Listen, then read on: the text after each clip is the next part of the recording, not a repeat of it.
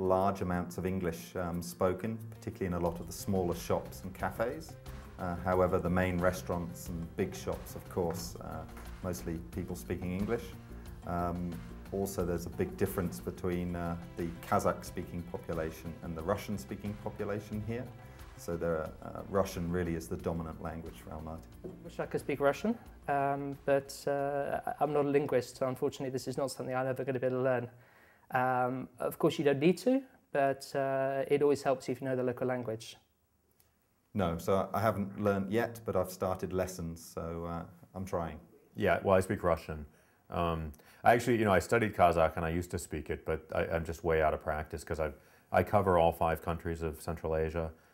So I understand a little bit of Kazakh, but I don't really speak it. But Russian I'm pretty fluent in. Yeah. Currently, I am learning the language by a CD. My experiences using the CD are good. However, when I try and use the language with a local, they speak so fast that I don't always understand. And the other problem is I use a few words, they think you're fluent, and they just have a conversation with you in Russian. But I think learning language, whatever level, really is useful here. Yes, I mean, I'm able to say hello and thank you and good evening. And I can pay for bills.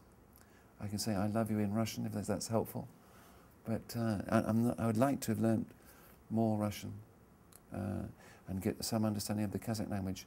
And I did actually have lessons when I came, but the job became more and more demanding. I just haven't been able to keep it up. So I'm afraid my Russian is chut-chut.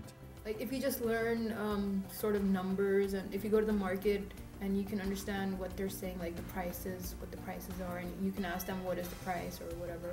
So if you just learn a little basic stuff, so then you can sort of get by. But it's always better to know more.